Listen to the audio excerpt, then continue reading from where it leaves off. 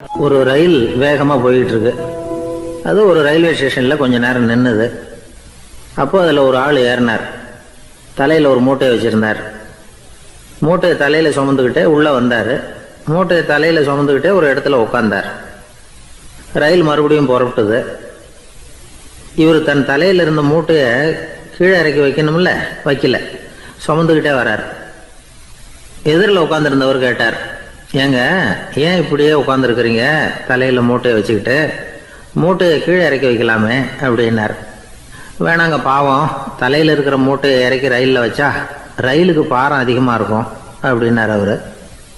இப்படி ஒரு ஆளை பார்த்தா நமக்கு சிரிப்பு தான் வரும். ஏன்னா ரயிலுங்கிறது அந்த மூட்டையையும் சேர்த்து சுமந்துக்கிட்டு தான் போகுது. அவன் அந்த மூட்டையை தலையில் வச்சுருந்தாலும் ஒன்று தான், தரையில் வச்சுருந்தாலும் ஒன்று தான். அதனால் ரயிலுக்கு எந்த மாற்றமும் ஏற்பட போகிறதில்ல. அதே மாதிரி தான் நம்ம மனமும். இதுவும் ஒரு தேவையில்லாத சுமை, அனாவசியமாக சுமந்துக்கிட்டு இருக்கிறோம். இதை கீழே இறக்கி வச்சுட்டா வாழ்க்கை பிரயாணம் சுகமாக இருக்கும். ரயில் பிரயாணம் பண்ணுற அந்த ஆள் மூட்டையை சுமக்கிறான், வாழ்க்கை பிரயாணம் பண்ணுற நாம மனசை சுமக்கிறோம். இது ரெண்டுக்கும் எந்த வித்தியாசமும் இல்லை. மனசை கீழே இறக்கி வச்சுட்டா பாரம் இல்லாமல் வாழலாம், பறவைகள் மாதிரி பறக்கலாம், குழந்தைகள் மாதிரி கள்ளங்கபடம் இல்லாமல் வாழலாம். இந்த வெளி உலகத்தில் நாம் நிலை பெற்று இருக்கணும், வேரூன்றி இருக்கணும்.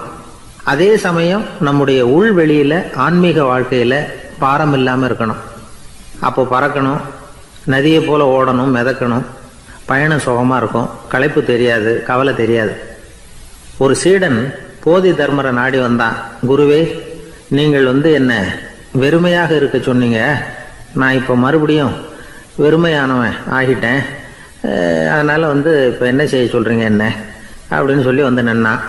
உடனே அந்த குரு பக்கத்தில் இருந்த ஒரு குச்சியை எடுத்து அவன் தலையில் அடித்து, போய் அந்த வெற்றுத்தன்மையையும் வீசி எறிந்து விட்டு வா அப்படின்னார். நான் இப்போ காலியாக இருக்கிறேன்னு ஒருத்தன் சொல்கிறான்னு வச்சுங்க, அது உண்மை இல்லை. ஏன்னா இன்னமும் அதில் நான்கிற எண்ணம் இருக்குது. எந்த சிந்தனையும் இல்லாமல் இருக்கிறது கடினம்தான். ஆனாலும் மனிதன் அதில் உள்ள நுட்பத்தை புரிஞ்சுக்கிட்டான்னா இவ்வளவு தூரம் தூக்கி சுமந்துக்கிட்டு வந்த அந்த மனதின் முட்டாள்தனத்தை அவனே பார்த்துட்டு சிரிப்பான். இதுதான் பெரியவங்க சொல்லியிருக்கிற ஆலோசனை. நம்மால் ஒருத்தன் தலையில் ஒரு பெரிய மூங்கில் கூடையோட ரயிலில் உட்காந்தான். கூடை தலையில் இருந்தது, கீழே இறக்கி வைக்கல. எதிரில் இருந்தவர் கேட்டார், ஏங்க எதுக்காக அதை அனாவசியமாக சுமந்துக்கிட்டே இருக்கீங்க, கீழே இறக்கி வைங்களேன்னார். இல்லைங்க, நான் வீட்டை விட்டு புறப்படும் பொழுதே என் பையன் சொல்லிவிட்டான், கூடைய தலையை விட்டு இறக்கக்கூடாதுன்னு அப்படின்னார். அவன் சின்ன பையன், விவரம் இல்லாமல் சொல்லியிருப்பான். இப்போ என்ன நேரில் வந்தால் பார்த்துக்கிட்டு இருக்கிறான், நீங்கள் இறக்கி வைங்கன்னார் அவர். அவன் நேரில் பார்த்துக்கிட்டு இல்லை, இருந்தாலும் நான் இந்த கூடையை கீழே இறக்கி வச்சா அது அவனுக்கு தெரிஞ்சிடும் அப்படின்னாரு இவர். அது எப்படின்னார் அவர். அவன் தனக்கு டிக்கெட் வாங்க வேணாம்னு சொல்லி இப்போ இந்த கூடைக்குள்ளே தான் உட்காந்துருக்கிறான் அப்படின்னார் இவர். ஒரு பல்கலைக்கழகம், அங்கே ஒரு இலக்கிய பேராசிரியர், அவர் பாடம் நடத்திக்கிட்டு இருந்தார். ராபர்ட் ப்ரௌனிங் எழுதிய கவிதைகளை பற்றி சொல்லிகிட்டு இருக்கிறார். மாணவர்களும் ரொம்ப அக்கறையாக அதை கேட்டுக்கிட்டு இருக்கிறாங்க. ஒரு குறிப்பிட்ட கவிதையை பற்றி சொல்லும் பொழுது அந்த பேராசிரியருக்கே ஒரு சந்தேகம். அதாவது அந்த கவிதையின் சரியான அர்த்தம் என்னங்கிறதுல சந்தேகம். பேராசிரியர் யோசனை பண்ணார். அந்த கவிதையை முழுசாக புரிஞ்சிக்க முடியல. அதனால் மாணவர்களை பார்த்து சொன்னார், மாணவர்களே, ஒரு நாள் பொறுத்துங்க, இந்த கவிதையை எழுதின கவிஞர் எங்கள் வீட்டுக்கு பக்கத்தில் தான் இருக்கிறார். இன்னைக்கு சாயந்தரம் நான் அவரை நேரிலேயே போய் பார்க்குறேன், பார்த்து இதுக்கு என்னங்க அர்த்தம்னு கேட்டுக்கிட்டு வந்துடுறேன், அதுக்கப்புறம் உங்ககிட்ட சொல்கிறேன் அப்படின்னாராம். அன்னைக்கு சாயந்தரமே அந்த பேராசிரியர் கவிஞரை தேடிக்கிட்டு போயிட்டார். கவிஞர் அவங்க வீட்டில் அவர் பாட்டு உட்காந்துருந்தாராம். இவர் போய் அவர் முன்னாடி உட்காந்தார். அப்புறம் கேட்டார், ஐயா, அந்த கவிதையின் முழு பொருள் என்னன்னு தெரிஞ்சுட்டு போகிறதுக்காக வந்திருக்கிறேன் அப்படின்னாராம். எந்த கவிதை அப்படின்னாராம் அவர். இவர் அந்த கவிதையை சொல்லியிருக்கார். கவிஞர் கொஞ்சம் யோசனை பண்ணிவிட்டு அப்புறம் சொன்னாராம், பேராசிரியரே, நீங்கள் கொஞ்சம் தாமதமாக வந்துட்டீங்கன்னாராம். இவருக்கு ஒன்றும் புரியல. நீங்கள் என்ன சொல்கிறீங்க, நான் தாமதமாக வந்துட்டேன்னா? நீங்கள் தான் உயிரோடு இருக்கிறீங்களே, அப்படி இருக்கும்பொழுது நான் தாமதமாக வந்துட்டேன்னா அது எப்படி அப்படின்னு இவர் குழம்பி இருக்கிறார். இப்போ கவிஞர் சொன்னாராம், ஐயா, நான் உயிரோடு இருக்கிறேன்னா இல்லையாங்கிறது முக்கியம் இல்லை. நான் அந்த கவிதை வரிகளை எழுதினப்போ 2 பேருக்கு அதோட அர்த்தம் தெரிஞ்சிருந்தது. இப்போ ஒரே ஒருத்தருக்கு தான் அதோட அர்த்தம் தெரியும் அப்படின்னாராம். பேராசிரியர் யோசனை பண்ணியிருக்கார். அப்படின்னா அந்த ஒருத்தர் கவிஞர் ராபர்ட் ப்ரௌனிங்கை தவிர வேற யாரா இருக்க முடியும்? இவர் தான் அப்படிங்கிறத அவர் மனசில் நினச்சிக்கிட்டார். அதனால் சொன்னார், ஐயா நான் தாமதமாக வரல, அந்த கவிதையின் பொருள் என்ன அது சொல்லுங்கன்னார். பேராசிரியரே, நான் சொல்கிறது உங்களுக்கு புரியலன்னு நினைக்கிறேன். நான் இந்த வரிகளை எழுதினப்போ 2 பேருக்கு அதோட அர்த்தம் தெரிஞ்சிருந்தது. அந்த 2 பேர் யாருன்னா, ஒருத்தர் ராபர்ட் ப்ரௌனிங், அதாவது நான், இன்னொருத்தர் கடவுள். இப்போ அது கடவுளுக்கு மட்டும்தான் தெரியும். நானே இதை பற்றி பல தடவை யோசனை பண்ணி பார்த்தேன். இது ரொம்ப அழகானது, ஆனாலும் ரொம்ப வழுக்கலானது. அதை பிடிச்சிட்டோம்னு நினச்சிக்கிட்டு இருக்கும் பொழுதே காற்று மாதிரி அது உங்ககிட்ட இருந்து ஓடி போயிடுது. எனக்கு ரொம்பவும் வருத்தமாக தான் இருக்குது. நிச்சயமாக நான் தான் இந்த வரிகளை எழுதியிருக்கிறேன். அதில் அர்த்தம் இருக்குங்கிறது எனக்கு தெரியும், அதை நான் உணர்றேன். ஆனால் நீங்கள் என்னை மன்னிக்கணும், எனக்கே கூட அதை என்னால் விளக்க முடியல. அப்படி இருக்கும் பொழுது உங்களுக்கு எப்படி அதை நான் விளக்க முடியும் அப்படின்னாரா அந்த கவிஞர். அனுபவிக்கப்படக்கூடிய எல்லாமே விளக்கப்படக்கூடிய ஒன்றல்ல, விளக்கப்படும் எல்லாமே அனுபவிக்கப்படக்கூடிய ஒன்றல்ல அப்படிங்கிறது ஞானிகளுடைய கருத்து. அதுக்காக தான் அந்த சம்பவம். வாழ்க்கையில் நீங்கள் தொடர்ந்து ஆய்வு செய்து கொண்டே இருக்கக்கூடிய விளக்கங்களை ஒருபோதும் அடைய முடியாத பரிமாணங்கள் இருக்கிறதுனால தான் அது அலுப்பு தட்டாமல் இருக்குது. உங்களால் நிறைய அனுபவிக்க முடியும், இருந்தாலும் நீங்கள் அனுபவித்து அறிந்த விஷயங்கள் கூட வார்த்தைகளால் விளக்கப்பட முடிவதில்லை அப்படிங்கிறது பெரிய ஒரு சிந்தனை. இதெல்லாம் ஒரு பக்கம் இருக்கட்டும். நமக்கு தெரிஞ்ச பேராசிரியர் ஒருத்தர் 1 மணி நேரம் ரொம்ப விவரமாக வகுப்பு எடுத்தார். கடைசியாக சொன்னார், மாணவர்களே, ரொம்பவும் எளிமையாக விளக்கமாக எல்லா விவரமும் சொல்லியிருக்கிறேன். அதனால் இதில் உங்களுக்கு சந்தேகம் வர்றதுக்கு வாய்ப்பே இல்லை.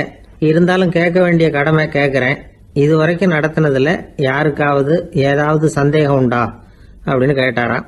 எனக்கு ஒரே ஒரு சந்தேகம்தான் சார் அப்படின்னு எழுந்திரிச்சு நிற்கிறான் ஒருத்தன். என்னன்னு கேட்டாராம்.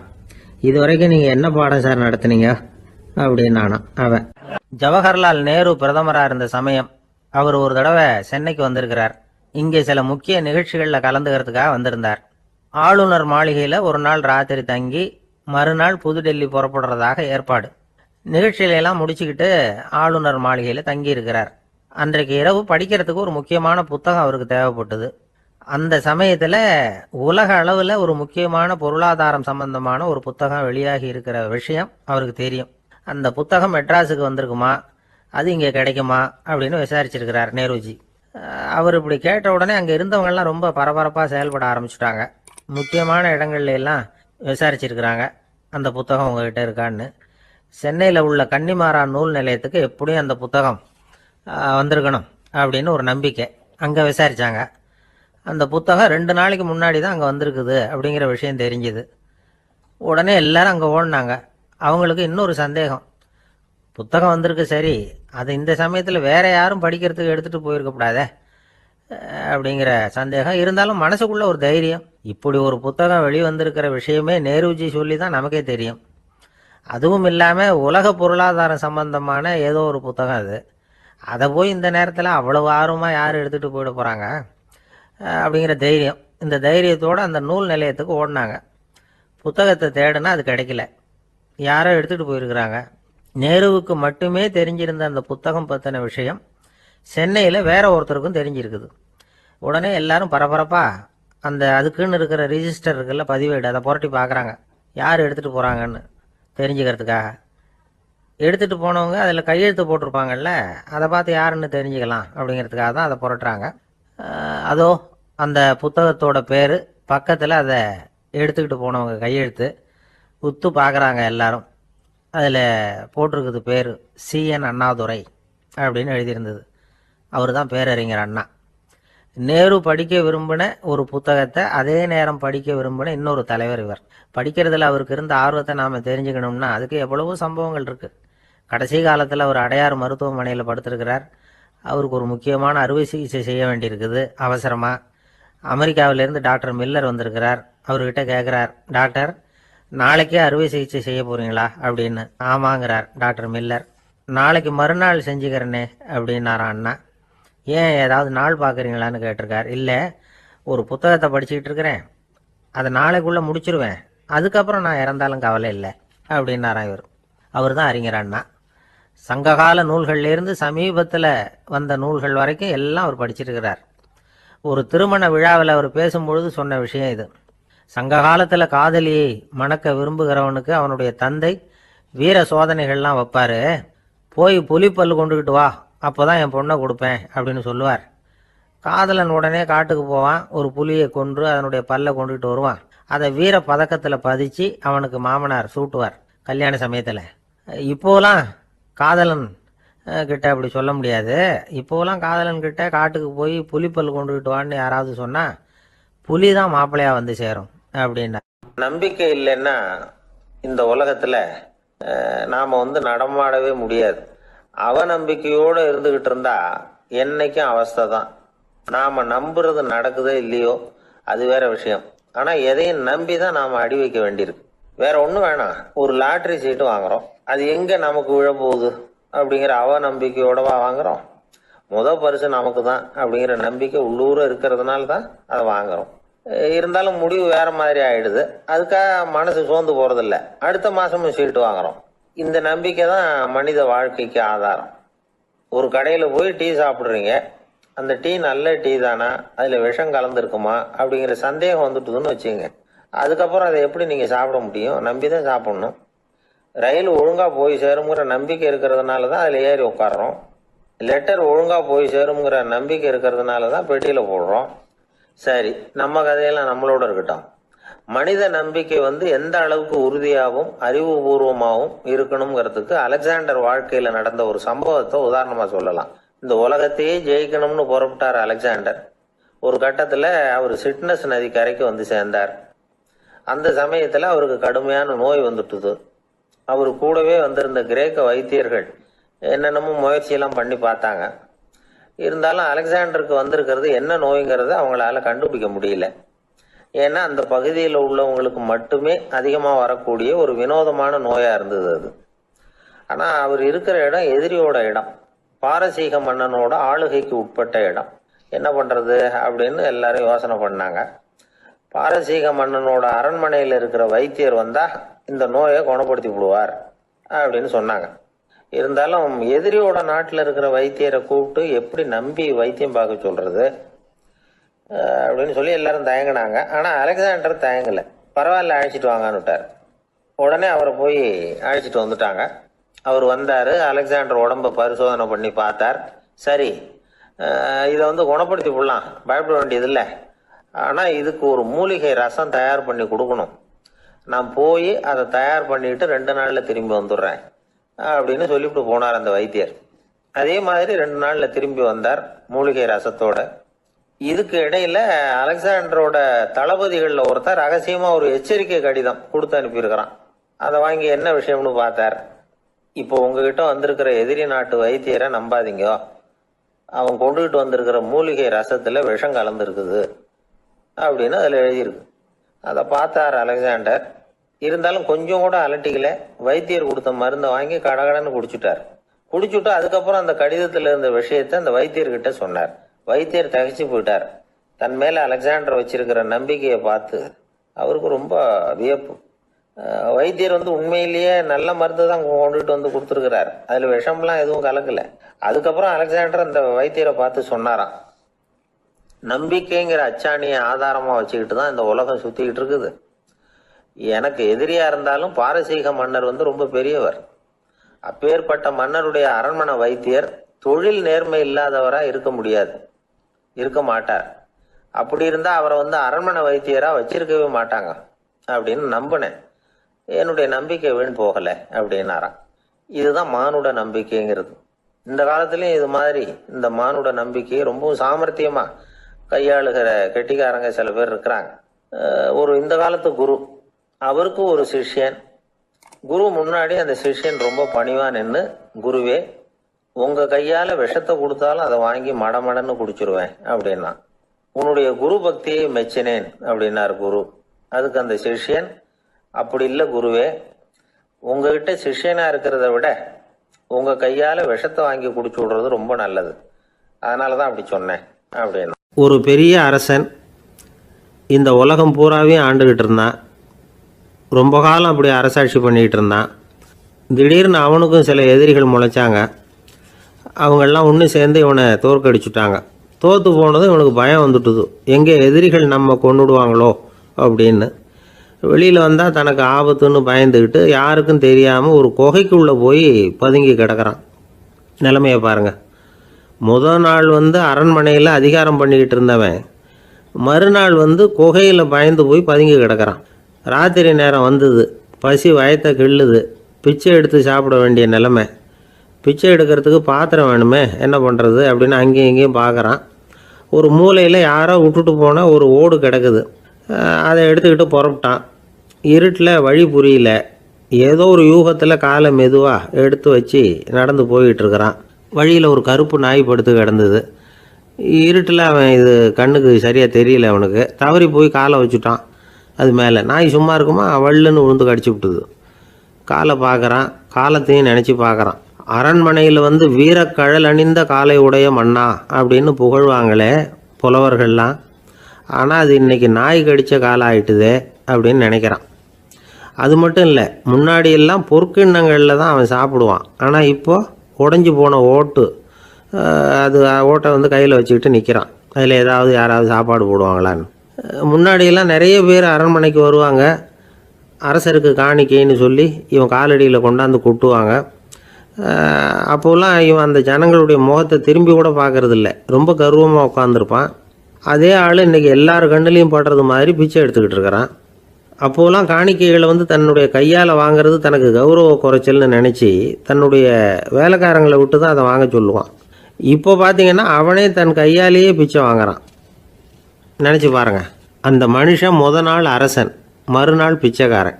எவ்வளோ வித்தியாசம்! செல்வம் தான் இப்படி ஒரு வித்தியாசம் ஏற்படுறதுக்கு காரணம். அப்படிப்பட்ட செல்வம் வாழ்க்கையை நடத்துறதுக்கு நமக்கு தேவை தான். ஆனால் அதையே நாம் அடைய வேண்டிய பயனாக நினைக்கிறோம் பாருங்கள், அதுதான் வேடிக்கை. இதை நம்மாழ்வார் அழகாக ஒரு பாசுரத்தில் சொல்கிறார். ஒரு நாயகமாய் ஓட உலகுடன் ஆண்டவர், கருணாய் கவர்ந்த காலர், சிதைகிய பானையர், பெருநாடு காண இம்மையிலே பிச்சைதாம் கொள்வர், திருநாரணன் தாழ் காலம் பெற சிந்தித்து உய்மினோ அப்படிங்கிறார் நம்மாழ்வார். ஒரு பெரிய பணக்காரர் ஒரு துறவிகிட்ட போய், சாமி என்கிட்ட நிறைய பணம் இருக்குது, இருந்தாலும் நிம்மதி இல்லை, என்னால் நிம்மதியாக இருக்க முடியல, என்ன காரணம்னு கேட்டாராம். உடனே அந்த துறவி இதுக்கு நேரடியாக பதில் சொல்லாமல் பக்கத்தில் நின்றுக்கிட்டு இருந்த ஒரு குழந்தைய கூப்பிட்டார். அது ஓடியாந்தது. ஒரு ஆப்பிள் பழத்தை எடுத்து அது கையில் கொடுத்தார். அதை வாங்கிக்கிட்டு குழந்தை சிரிச்சுது. இன்னொரு பழத்தை எடுத்து கொடுத்தார். அதை இன்னொரு கையில் வாங்கிட்டு சிரிச்சுது. மூணாவது ஆப்பிள் எடுத்து கொடுத்தார். 2 பழத்தையும் நெஞ்சில் அணைச்சிக்கிட்டு 3ஆவது பழத்தையும் வாங்கிறதுக்கு முயற்சி பண்ணிச்சு. ஆனால் அது உடனே நழுவி கீழே விழுந்து உருண்டு ஓடிச்சு. ஏற்கனவே இருந்ததும் விழுந்துட்டுது. இப்போ அந்த குழந்தை அழ ஆரம்பிச்சுட்டுது. இப்போ அந்த துறவி பணக்காரர்கிட்ட சொன்னாராம், குழந்தைய கவனிச்சியா, 2 ஆப்பிள் போதும்னு அது நினச்சிருந்தா இப்போ அது அழ வேண்டிய அவசியம் வந்திருக்குமா அப்படின்னாராம். எதுவுமே அளவுக்கு மிஞ்சினா துன்பந்தான். இந்த காலத்தில் இதெல்லாம் யார் காதில் வாங்குறாங்க? ஒருத்தனை நல்ல வழிக்கு கொண்டு வரணும்னு நினச்சி அவனை கூப்பிட்டு உட்கார வச்சு இந்த கதையை சொல்லிகிட்டு இருந்தாங்க. சொல்லிவிட்டு அந்த குழந்தை செஞ்சது தப்பு தானே அப்படின்னு கேட்டிருக்கிறாங்க. ஆமாம், தப்பு தான், நானாக இருந்தால் அப்படி செஞ்சுருக்க மாட்டேன் நானா இவன். 2 பழமே போதும்னு சொல்லியிருப்பியா அப்படின்னு கேட்டிருக்காங்க. அப்படி இல்லைங்க, அவர் கொடுக்க கொடுக்க ஒவ்வொரு பழமாக வாங்கி பின்னாடி வச்சுட்டு மறுபடியும் கையை நீட்டுவேன் அப்படிங்கிறானா. இவெல்லாம் எந்த காலத்தில் திருந்துறது?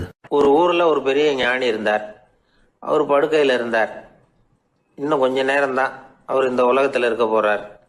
அவரை சுற்றி ஏகப்பட்ட கூட்டம். ஏற்கனவே அவருடைய உபதேசங்களை கேட்டவங்க பல பேர் அவரை சுற்றி நிற்கிறாங்க. அந்த ஞானி மெதுவாக கண்ணை திறந்து பார்க்குறார். எல்லாரும் அவருடைய கடைசி வார்த்தையை கேட்கறதுக்காக அவளோட காத்துக்கிட்டு இருக்கிறாங்க. அந்த ஞானி மெதுவாக பேச ஆரம்பித்தார். நான் என்னுடைய வாழ்நாள் பூராவும் உங்களுக்கு நிறைய போதனைகள் சொல்லிக்கிட்டு இருக்கிறேன். பேரானந்தம், மகிழ்ச்சி, தியானத்தன்மை, இதை பற்றியெல்லாம் சொல்லியிருக்கிறேன். இப்போ நான் வேற ஒரு கரைக்கு போய்கிட்டு இருக்கிறேன். நான் இனிமேல் இந்த கரையில் இருக்க மாட்டேன். நீங்கள் நான் சொன்னதையெல்லாம் கேட்டீங்க, ஆனால் எதையும் நீங்கள் நடைமுறைப்படுத்தி பார்க்கல. எல்லாம் கேட்டதோடு சரி, அதோட விட்டுட்டீங்க. அப்புறம் அதை தள்ளி போட்டுக்கிட்டே வந்துட்டீங்க. மேலும் அதை தள்ளி போடுறதுல எந்த பிரயோஜனமும் கிடையாது. இப்போ நான் போய்கிட்டு இருக்கிறேன். உங்களில் யாராவது என்னோட வர்றதுக்கு தயாரா அப்படின்னு கேட்டார். அவ்வளவுதான், யாரும் வாயை திறக்கல. ஒரே மௌனம், சத்தமே இல்லை. ஒருத்தர் பார்த்துக்கிட்டே நிற்கிறாங்க. அந்த கூட்டத்தில் ஒரு ஆள் அந்த ஞானி கூடவே 40 வருஷத்துக்கு மேலே இருந்திருக்கிறான். அவனும் வாயை திறக்காம இன்னொருத்தன் முகத்தை பார்த்துக்கிட்டே நிற்கிறான். இந்த சமயத்தில் பின்னாடி நின்றுட்டு இருந்த ஒருத்தன் கையை தூக்கினான். ஞானி அவனை பார்த்தார். சரி, ஒருத்தனுக்காவது நம்மோட வர்றதுக்கு தைரியம் இருக்குது அப்படின்னு நினைச்சார். ஆனால் அந்த ஆள் என்ன சொன்னான் தெரியுமா? ஐயா, நீங்கள் கேட்குறப்போ நான் உடனே எழுந்திருக்கல, கையை மட்டும்தான் தூக்கினேன். என்ன காரணம்னா, நான் எப்படி அடுத்த கரைக்கு வந்து சேர்றதுங்கிறத தெரிஞ்சுக்கிறதுக்காக தான். அந்த விவரத்தை மட்டும் இப்போ உங்ககிட்ட இருந்து நான் தெரிஞ்சுக்க ஆசைப்படுறேன். ஏன்னா இப்போ நான் உங்க கூட வர்றதுக்கு தயாரா இல்லை. எவ்வளவோ காரியங்களை நான் இன்னும் இங்கே முடிக்க வேண்டி இருக்குது. வீட்டுக்கு ஒரு விருந்தினர் வந்திருக்கிறார். என்னுடைய இளைய மகனுக்கு கல்யாணம் பண்ணி வைக்கணும். அதனால இன்னைக்கு உங்க கூட வர முடியாது. அது மட்டும் இல்லை, இப்போ உங்க கூட அடுத்த கரைக்கு வந்தா திரும்பி வர முடியாதுன்னு வேற சொல்றீங்க. அதனால இப்போ நான் வரல. இன்னொரு நாள் நிச்சயமா நான் வர்றேங்க, வந்து உங்களை சந்திக்கிறேன். அதனால இப்போ நீங்க இன்னொரு தடவை எங்களுக்கு விளக்கமா சொல்லணும். ஏற்கனவே பல தடவை சொல்லியிருக்கிறீங்க. தயவு பண்ணி இப்போ ஒரு தடவை சொன்னீங்கன்னா சௌரியமா இருக்கும். அந்த அடுத்த கரையை அடையிறது எப்படி, இப்போ ஒரு தடவை அதை விளக்கமா சொல்லிட்டீங்கன்னா நல்லா ஞாபகப்படுத்திக்குவேன். அது சரியான சமயம் வர்றப்போ இது எனக்கு உதவியா இருக்கும் அப்படின்னு நானா. ஆனா உண்மை என்ன தெரியுமா, அந்த சரியான சமயம் வரவே இல்லை அப்படிங்கிறது தான் உண்மை. இப்படி அந்த கதை முடியும். இந்த கதை அந்த ஒரு ஆளுக்கு மட்டும் இல்ல, கிட்டத்தட்ட எல்லாருக்குமே அது பொருந்தும் அப்படிங்கிறாங்க விவரம் தெரிஞ்சவங்க. எல்லாருமே அந்த சரியான தருணத்துக்காகத்தான் காத்துக்கிட்டு இருக்கிறாங்களாம். அதுக்காக ஜோசியம் பாக்குறாங்க, கைரேகை பாக்குறாங்க, நாளைக்கு என்ன நடக்குங்கிற ஆவல்ல எல்லாரும் காத்துக்கிட்டு இருக்கிறாங்க. ஆனா அந்த ஒரு நாள் ஒருபோதும் வரப்போறது இல்லை. நீங்க தள்ளி போடுறதுக்காக பல அர்த்தமில்லாத காரணங்களை தேடுறீங்க அப்படிங்கிறார் ஒரு ஞானி. காத்திருக்கிறதுலேயே நம்ம காலம் ஓடி போயிடுது. ஏன்னா இன்னைக்கு நாம சிந்திக்கிறது நாளைக்கு நாம சிந்திக்கிறது இல்லை. ஒவ்வொரு நாளும் ஒவ்வொரு மாதிரி போயிடுது. நாளைக்கு மறுநாளை பத்தியே சிந்திக்கிறோம். இப்படியே அது பாட்டுக்கு போயிடும். கரையை தொட்டு பார்க்கறது எப்போ, இதுதான் கேள்வி. நமக்கு வேண்டியப்பட்ட ஒருத்தர் ஒரு ரயில்வே பிளாட்ஃபாரத்தில் நின்றுட்டு இருக்கிறார். அங்க இருக்கிறவங்க கிட்ட கேட்கிறாராம், விசாரிக்கிறார். ஏங்க கிழக்க போற ரயில் போயிட்டுதுங்களான்னாராம். போயிட்டுதுன்னு இருக்கிறாங்க. கொஞ்ச நேரம் கழிச்சு ஏங்க மேற்க போற ரயில் போயிட்டுதுங்களான்னு கேட்டிருக்காரு. போயிட்டுதுங்களான் இருக்காங்க. அப்புறம் கொஞ்ச நேரம் கழிச்சு மறுபடியும் ஏங்க 10:30 மணி வண்டி போயிட்டுதான்னு கேட்டிருக்காரு. தொடர்ந்து காலையில இருந்து சாயந்தரம் வரைக்கும் இப்படி ஒரே இடத்துல நின்றுட்டு கேட்டுக்கிட்டே இருக்கிறார். இதை பார்த்துக்கிட்டு இருந்த ஒருத்தர் அவர்கிட்ட ஏங்க நீங்க எங்க போகணும் அப்படின்னு கேட்டாராம். இவர் மெதுவா சொன்னாராம், இந்த ரயில்வே லைனை தாண்டி அந்த பக்கம் போகணும் அப்படின்னாராம். ஒரு வயசான அம்மா ஒரு நாள் ஃபோன் பண்ணாங்க. ஐயா, நான் இந்த தகவல் நிகழ்ச்சியை தினமும் கேட்குறேன், உங்ககிட்ட ஒரு கேள்வி கேட்கணும் அப்படின்னாங்க. என்னங்க அப்படின்னோம். எனக்கு சொந்தமாக ஒரு நல்ல வீடு இருக்குது, வேணுங்கிற அளவுக்கு பணமும் இருக்குது, கணவரும் ரொம்ப நல்லவர், ரிட்டையர் ஆகி வீட்டில் தான் இருக்கிறார், பிள்ளைங்கள்லாம் பெரிய பெரிய உத்தியோகத்தில் இருக்கிறாங்க, அதில் ஒருத்தன் ஐஏஎஸ், பணம்லாம் கூட நிறைய கொண்டாந்து கொடுக்குறாங்க. அப்படி இருந்தும் என் மனசில் நிம்மதி இல்லை, வாழ்க்கையில் ஒரு நிறைவு இல்லை அப்படின்னாங்க. ஏன்னு கேட்டோம். அதைத்தான் நான் உங்களை கேட்குறேன், ஏன் அப்படி அப்படின்னு திருப்பி கேட்குறாங்க. எங்களுக்கு ஒன்றும் புரியல. கொஞ்ச நேரம் குழம்பி போயிட்டோம். இருந்தாலும் அதை அவங்கக்கிட்ட காட்டிக்காம கொஞ்சம் சாமர்த்தியமா, ஏம்மா உங்கள் மனசில் நீங்கள் ஏதோ ஒன்று எதிர்பார்க்குறீங்க, அது நிறைவேறலை அப்படி தானே அப்படின்னு கேட்டோம். ஆமாம் அப்படின்னாங்க. அதுக்கப்புறம் அவங்கக்கிட்ட கொஞ்சம் மனம் விட்டு பேசுகிறப்போ தானாக விஷயம் வெளியில் வந்தது. அதாவது அவங்க பிள்ளைங்க பெரிய பெரிய உத்தியோகத்தில் இருக்கிறதுனால அவசரமாக பார்த்துட்டு ஓடுறாங்களாம். ஆசையாக அம்மான்னு கூப்பிட்டுக்கிட்டு கிட்ட உட்காந்து கொஞ்ச நேரமாவது என்கிட்ட பேசினா தானே என் மனசு கொஞ்சம் நிம்மதியாக இருக்கும். அது அவங்களுக்கு தெரிய மாட்டேங்குதே அப்படிங்கிறாங்க. இதுதான் அவங்களுடைய ஏக்கம். இந்த ஏக்கம் அந்த தாயின் மனசில் இருந்துக்கிட்டு இருக்குது. இப்படி மகனுடைய அன்புக்காக மட்டுமே ஏங்குற தாய்மார்கள் பல பேர் இருக்கிறாங்க இந்த உலகத்தில். இதை நினைக்கிறப்போ ஒரு வெளிநாட்டு நாடோடி கதை ஞாபகத்தில் வருது. அதாவது கடவுள் படைப்பு தொழிலில் ரொம்ப மும்முரமாக ஈடுபட்டுக்கிட்டு இருந்தாராம். மீன்களை படைச்சாராம், பறவைகளை படைச்சாராம், விலங்குகளை படைச்சாராம். அவருக்கு திருப்தி ஏற்படலை. அதுக்கப்புறம் மனிதர்களை படைச்சிருக்கிறார். அப்பவும் அவருக்கு மன நிறைவு ஏற்படலையா. கடைசியாக தன்னுடைய சக்தி முழுசையும் பயன்படுத்தி குறையே இல்லாத அளவுக்கு ஒரு படைப்பை உருவாக்கினாராம். அந்த உன்னதமான ஒரு படைப்பு அதுதான் பெண், அதாவது தாய். இப்படி உருவாக்கி எல்லாரையும் இந்த உலகத்தில் விட்டுவிட்டாராம். அதுக்கப்புறம் கொஞ்ச காலம் கழித்து தன்னுடைய தேவியை அழைச்சிக்கிட்டு இந்த பூலோகத்துக்கு வந்திருக்கிறார். தன்னுடைய குறையில்லாத படைப்பாகிய பெண்ணை பார்த்தாராம். ஏம்மா உனக்கு இன்னும் ஏதாவது குறை இருந்தால் சொல்லு, அதையும் நிவர்த்தி பண்ணி விடுறேன் அப்படின்னாராம். அந்த அம்மா பார்த்துருக்காங்க.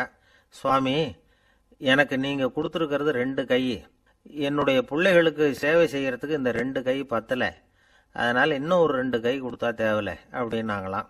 கடவுள் பார்த்தார்.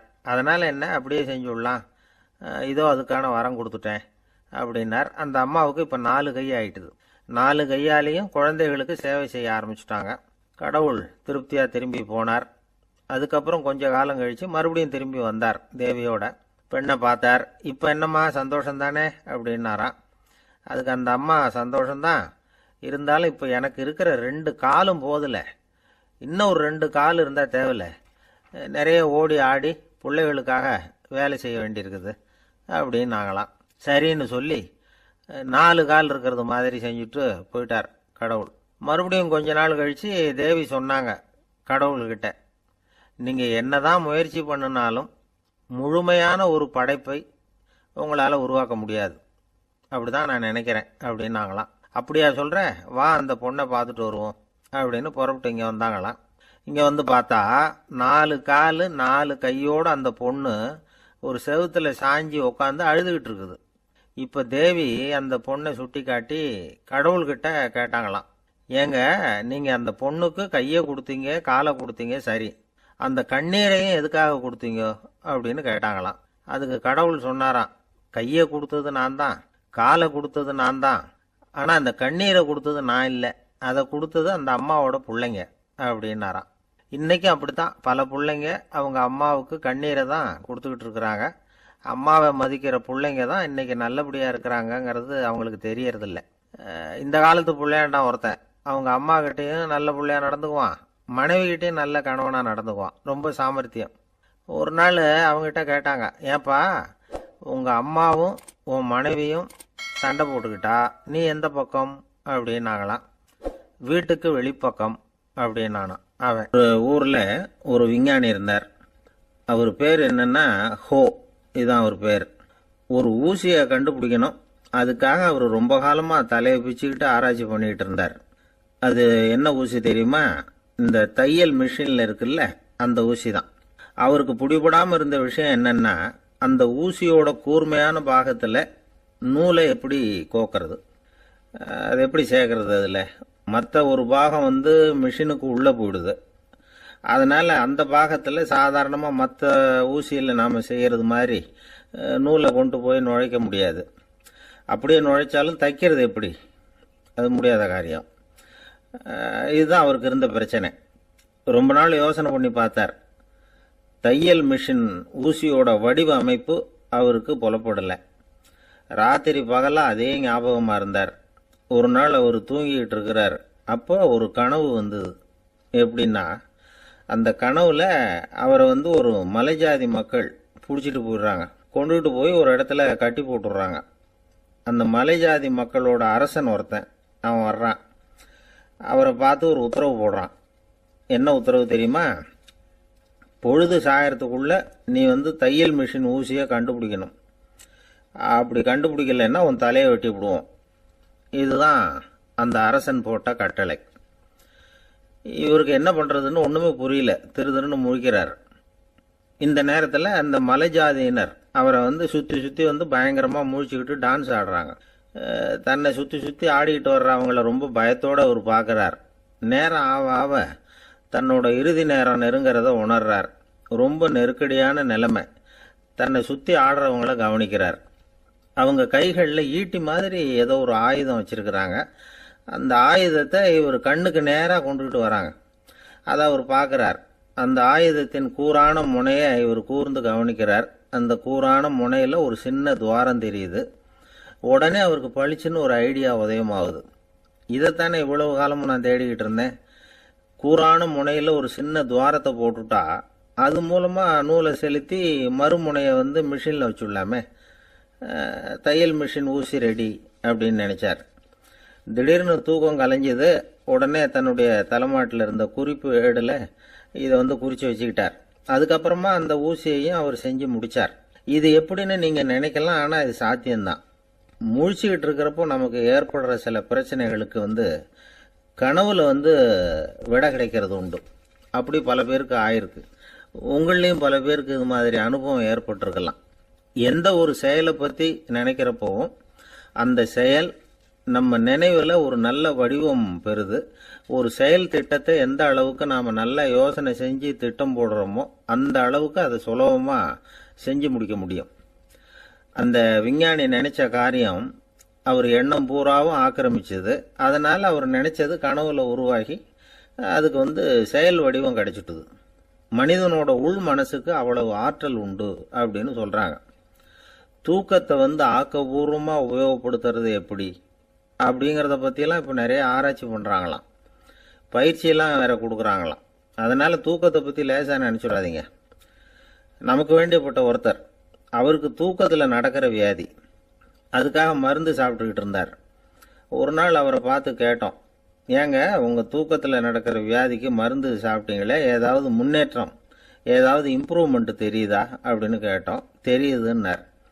எப்படின்னோ அதுக்கு அவர் சொல்கிறார், முன்னாடியெல்லாம் தூக்கத்தில் ஒரு 10 அடி தூரம் நடப்பேன், இப்போலாம் ஒரு 40 அடி வரைக்கும் நடக்கிறேன் அப்படின்னார். நாட்டில் நல்லவங்க ஒருத்தர் 2 பேர் இருக்கிறதுனால தாங்க மழையே பெய்யுது அப்படின்னு சொல்கிறது உண்டு. நல்லார் ஒருவர் உளரேல் அவர் பொருட்டு எல்லாருக்கும் பெய்யும் மழை. சில சமயம் ரொம்ப பேர் திடீர்னு நல்லவங்களா ஆகிடுவாங்க போல இருக்குது. அதனால தான் விடாமல் பேய் மழையாக கொட்டி தீர்த்துடுது. எல்லாரும் நல்லவங்களாகிட்டா உலகமே தாங்காது போல இருக்கே. அப்பப்போ ஒருத்தர் 2 பேர் நல்லவங்களாகணும். அப்போ தான் சீராக மழை பெய்யும். மாதத்துக்கு 3 பேர் நல்லவங்களானா மாதம் மும்மாரி பொழியும். இதெல்லாம் வேடிக்கை பேச்சு. இப்போ இதெல்லாம் ஒரு பக்கம் இருக்கட்டும். இப்போ விஷயத்துக்கு வருவோம். ஒரு கும்பலில் நல்லவன் யார் அப்படிங்கிறத எப்படி கண்டுபிடிக்கிறது? இதுக்கு ஒரு வேடிக்கை கதை உண்டு. என்னுடைய நண்பர் ஒருத்தருக்கு அவங்க பாட்டியம்மா சொன்ன கதையும் அது. அது என்ன கதைன்னா, ஒரு ஊரில் ஒரு சமயம் பலமான மழை பெய்ய ஆரம்பிச்சுட்டு தான். இடி மின்னல் ரொம்ப கடுமையாக இருந்திருக்குது. ஆரம்பித்த மழை வர வர கடுமையாக ஆகிட்டு இருக்குதே தவிர நிற்கிற பாடாக தெரியல. ஊர் ஜனங்கள்லாம் பார்த்தாங்க. இதுக்கு மேலேயும் வீட்டு உள்ளே இருந்தால் ஆபத்துங்கிறத புரிஞ்சுக்கிட்டாங்க. ஏன்னா வீடெல்லாம் இடிஞ்சி விழுந்துருமோங்கிற பயம். உடனே எல்லாரும் புறப்பட்டு ஊருக்கு பொதுவாக இருந்த ஒரு மண்டபத்தில் போய் தங்கிக்கிட்டாங்க. மின்னல் கடுமையாக இருந்தது. இடி எந்த நேரத்துலையும் விழலாம்ங்கிற நிலைமை. எப்போ விழலாம்னு பார்த்துக்கிட்டு இருக்குது. அந்த மண்டபத்தில் இருந்த ஜனங்கள் மனசுக்குள்ளே ஒரு பயம். நம்ம கூட்டத்தில் யாராவது ஒரு கெட்டவன் பாவம் பண்ணவன் இருந்தால் கூட இடி இந்த மண்டபத்தில் விழுந்துரும், அது எல்லாருக்கும் ஆபத்து அப்படின்னு நினச்சாங்க. சரி, இதுக்கு என்ன பண்ணலாம் அப்படின்னு யோசனை பண்ணாங்க. அந்த கூட்டத்தில் ஒரு பெரியவர் இருந்தார். அவர் ஒரு யோசனை சொன்னார். இதை பாருங்கள், அதுக்கு ஒரு வழி இருக்குது. அதோ எதிர்த்தாப்பில் கொஞ்சம் தூரத்தில் ஒரு உயரமாக மரம் ஒன்று இருக்குது பாருங்கள். பொதுவாக இடி சுலபமாக விழறது அது மாதிரி உயரமான மரத்தில் தான். நம்ம கூட்டத்தில் இருக்கிறவங்க எல்லாரும் ஒவ்வொருத்தராக போய் அந்த மரத்தை தொட்டு விட்டு திரும்பி வந்துடணும். நம்மள பாவம் பண்ணவன் யாரோ அவன் அந்த மரத்தை தொடுற சமயத்தில் இடி விழுந்துடும். அவன் மட்டும் போயிடுவான். மண்டபத்தில் இருக்கிற நாமெல்லாம் பொழைச்சிக்கலாம் அப்படின்னு ஐடியா கொடுத்தார் அந்த பெரியவர். இது நல்ல யோசனையாக பட்டது. எல்லாரும் ஒத்துக்கிட்டாங்க. ஒவ்வொருத்தராக போய் அந்த மரத்தை தொட்டு விட்டு திரும்பி வந்தாங்க. இடி எதுவும் விழலை. இன்னமும் பாவம் பண்ண ஆசாமி அதை போய் தொடலை போல இருக்கு அப்படின்னு நினச்சிக்கிட்டாங்க. ஒவ்வொருத்தராக போகிறாங்க. எல்லாரும் போய் தொட்டுவிட்டு வந்தாச்சு. இன்னும் ஒரே ஒரு ஆசாமி தான் பாக்கி. கடைசியாக இருந்த அந்த ஆள் பயந்துட்டான். இது வரைக்கும் இடி விழலைன்னா இப்போ என்ன அர்த்தம்? இப்போ நாம் தான் பாக்கி, நாம் தான் தப்பு பண்ண ஆள் போல் இருக்குது அப்படின்னு நினச்சிட்டான். அதனால் துணிச்சலாக போய் தொடுறதுக்கு பயந்தான். தயங்கிக்கிட்டே இருந்தான். இருந்தாலும் மற்றவங்கள்லாம் சும்மா இருப்பாங்களா? கட்டாயப்படுத்தி கழுத்தை பிடிச்சி தள்ளாத குறையா அவனை தள்ளி விட்டாங்க, போய் தொட்டுட்டு வாடான்னு. அவன் நடுங்கிக்கிட்டே போய் அந்த மரத்தை தொட்டான். அதே வினாடி ஒரு பயங்கரமான மின்னல் இடி விழுந்துட்டுது. எங்கே விழுந்தது தெரியுமா? அந்த ஆள் மேலே இல்லை, மண்டபத்தில் விழுந்தது. மண்டபத்தில் இருந்தவங்க பூரா காலி. அந்த ஒரு ஆள் மட்டும் பொழைச்சிக்கிட்டான். இந்த ஒரு ஆளை காப்பாற்றுறதுக்காக தான் இடி மண்டபத்தில் விழாமல் இருந்திருக்குது. இதுதான் கதை. அதனால் நல்லவங்க எப்படியும் தப்பிச்சுக்குவாங்க அப்படிங்கிறது ஒரு நீதி. ஒருத்தன் அப்படி தான் தெருவில் நடந்து போய்கிட்டு இருந்தான், ரொம்ப நல்லவன். எதிரில் ஒருத்தன் சைக்கிளில் வந்துக்கிட்டு இருந்தான். அதில் மோதி இவன் கீழே விழுந்துட்டான். சைக்கிள்காரன் உடனே இறங்கி இவனை தூக்கி விட்டான். இவன் எழுந்திரிச்சு அவனை முறைச்சி பார்த்தான். அப்படி பார்க்காதீங்க சார், நீங்கள் ரொம்ப புண்ணியம் பண்ணியிருக்கீங்க, அதுதான் இப்போ சைக்கிளில் மோதிக்கிட்டீங்க அப்படின்றான். என்ன அப்படி சொல்கிறேன் நான்? இவன் 10 நிமிஷத்துக்கு முன்னாடி நான் லாரி ஓட்டிகிட்டு வந்தேன், அப்போ நீங்கள் எதிரில் வந்திருந்தீங்கன்னா என்ன ஆயிருக்கும் அப்படின்னானான் அவன். ஒரு நாள் ஒரு 10-15 பள்ளிக்கூடத்து பிள்ளைங்க தேடிட்டு வந்தாங்க. உங்களை பார்த்துட்டு தான் போகணும், அதுக்காக தான் வந்திருக்கோம்னாங்க. என்ன விஷயம்னு கேட்டோம். நாங்கள்லாம் கூடி ஒரு முடிவு பண்ணியிருக்கிறோம், அதை உங்கள்கிட்ட சொல்லணும் அப்படின்னாங்க. அதுவும் ஒரு வாண்டு பையன் அதை சொன்னான். என்ன முடிவு அது அப்படின்னு கேட்டோம் ரொம்ப ஆர்வமாக. அதை இப்போ சொல்ல மாட்டோம், எங்களுக்கு பிடிக்கிற மாதிரி ஏதாவது ஒரு தகவல் சொன்னால் அதுக்கப்புறம் நாங்கள் அதை சொல்கிறோம் அப்படின்னா அந்த வாண்டு பையன். சரி, சின்ன பையன்கிட்ட இன்றைக்கி வசமாக மாட்டிக்கிட்டோம் அப்படின்னு நினச்சிக்கிட்டு அவங்களுக்கு தகுந்த மாதிரி ஒரு கதை சொல்ல ஆரம்பித்தோம். அது என்ன கதைன்னா, ஒரு பெரிய காடு, அதில் பலவிதமான மிருகங்கள். அந்த காட்டுக்கு ஒரு சிங்கம் தான் ராஜா. எப்பவும் காட்டுக்கு அது தானே ராஜா. ஒரு பெரிய யானைக்கு இது பொறுக்கலை. என்ன இது, எப்போ பார்த்தாலும் இங்கே சிங்கத்துக்கே ராஜா பதவி கிடைக்கிது, நான்லாம் எவ்வளவு பலசாலியாக இருக்கிறேன், அப்படி இருந்தும் எனக்கு அந்த பதவி கிடைக்கலையே அப்படின்னு தனக்குள்ளே பொறுமிக்கிட்டே இருந்தது. ராஜா பதவியை நினச்சி ரொம்ப ஏக்கம், அதுக்கு பதவி மோகம். இந்த சமயம் பார்த்து ஒரு குள்ள நரி கூட்டம் அதை தேடிட்டு வந்தது. ஐயா பெரியவங்களே, நீங்கள் இந்த காட்டுக்கு ராஜாவாக இருக்க ஆசைப்படுறீங்க, அதில் ஒன்றும் தப்பு இல்லை. ஆனால் அதுக்கு முன்னாடி நீங்கள் எங்கள் கூட்டத்துக்கு கொஞ்ச நாள் தலைவராக இருங்க, அதாவது ராஜாவாக இருங்களேன், உங்களுக்கும் ஒரு ட்ரைனிங் கிடைச்சது மாதிரி இருக்கும் அப்படின்னு சொல்லியிருக்குது இந்த கூட்டம், குள்ள நெறி கூட்டம். இதை கேட்ட உடனே யானைக்கு ரொம்ப சந்தோஷம் தாங்கலை. அதுதான் எப்போன்னு பதவிக்காக காத்துக்கிட்டு இருக்குதே. இருந்தாலும் கொஞ்சம் பிகுவோட, சரி நீங்கள்லாம் இவ்வளோ தூரம் என்னை தேடிட்டு வந்து கேட்கறதுனால மறுக்க முடியல அப்படின்னு ரொம்ப ஏதோ அவளுக்கு சிரமப்பட்டு ஒத்துக்கிறது மாதிரி ஒத்துக்கிட்டது.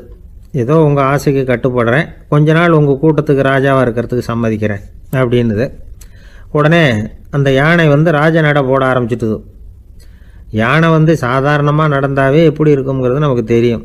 அதுவே ராஜ நடந்தால் எப்படி இருக்கும் கற்பனை பண்ணி பாருங்கள். யானை முன்னாடி கம்பீரமாக போய்கிட்டு இருக்குது, தலைவர் இல்லையா, அதனால் குள்ள நரிகள்லாம் ரொம்ப அடக்கமாக அது பின்னாடி அணிவகுத்து போயிட்டுருக்குது. ராஜா வாழ்க, மன்னர் வாழ்க அப்படின்னு கோஷம் வேறு. யானைக்கு தலைகால் புரியல, அவ்வளவு சந்தோஷம். அந்த யானைக்கு செருக்கு, ஆணவம் எல்லாம் ஏற்பட்டு போச்சு. அதுக்கப்புறம் அது தரையை பார்க்குமா, நிமிர்ந்து நடக்க ஆரம்பிச்சுட்டுது. தரையை பார்க்குறதே இல்லை. அப்படி போயிட்டுருக்கிறப்போ ஒரு சதுப்பு நிலத்தில் திடீர்னு காலை வச்சுட்டுது. அவ்வளோதான், கால் உள்ளே போட்டுது. இன்னொரு காலை எடுத்து வச்சுது, அதுவும் உள்ளே போட்டுது. அந்த 2 காலையும் எடுக்கிறதுக்காக அடுத்த 2 காலையும் அழுத்திச்சு, அதுவும் உள்ளே போக ஆரம்பிச்சுட்டுது. இப்போ 4 காலம் வசமாக சேத்துல அழுந்தி போச்சு, எடுக்க முடியல. குள்ள நரிகள்லாம் அதை சுற்றி சுற்றி வந்தது. சிலது சுற்றி நின்று டான்ஸ் ஆட ஆரம்பிச்சுட்டுது யானையை பார்த்துட்டு. இதை யானை பார்த்தது. என்ன இது, தலைவர் நான் தவிச்சிக்கிட்டு இருக்கிறேன், தொண்டர்கள்லாம் சுற்றி நின்று வேடிக்கை பார்த்துக்கிட்டு இருக்கிறீங்க, டான்ஸ் ஆடுறீங்க அப்படின்னு கேட்டுதான். தொண்டர்களே, தலைவர் நான் தவிச்சிக்கிட்டு இருக்கிறது உங்களுக்கு தெரியலையா? இப்போ உடனே உங்கள் தலைவரை காப்பாற்ற வேண்டியது உங்கள் கடமை இல்லையா அப்படின்னு கத்துச்சான் அந்த யானை.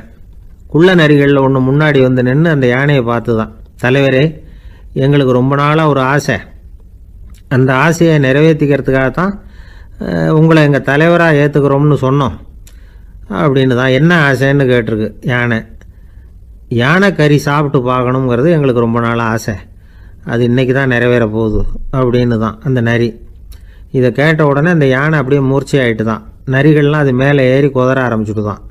பதவி மேலே இருந்த பேராசை அந்த பலசாலியான யானையையே மாட்டி விட்டுட்டுது பார்த்தீங்களா அப்படின்னு சொல்லி முடித்தோம் இந்த கதையை அந்த சின்ன பிள்ளைங்கக்கிட்ட. சரிங்க, இப்போ நாங்கள் உங்களை தேடி வந்த விஷயம் என்னங்கிறத சொல்லவா அப்படின்னா ஒரு வாண்டு பையன். சீக்கிரம் சொல்லு தம்பி, சஸ்பென்ஸ் தாங்கலை அப்படின்னோம். அவன் மெதுவாக எங்களை பார்த்து சொல்கிறான், எங்களுக்கு கொஞ்ச நாள் நீங்கள் தலைவராக இருந்தால் தேவலை அப்படின்னா. நம்ம உடம்புல ரத்த அழுத்தம் இருக்குதே, அது நல்லதா கெடுதலா?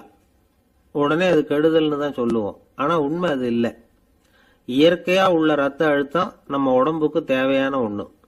அந்த அழுத்தம் அதிகமாக போனால் தான் கெடுதல். அதை தான் நாம் பிபின்னு சொல்கிறோம். ஆனால் அது உண்மையிலேயே உயர் ரத்த அழுத்தம், ஹைப்பர் டென்ஷன்.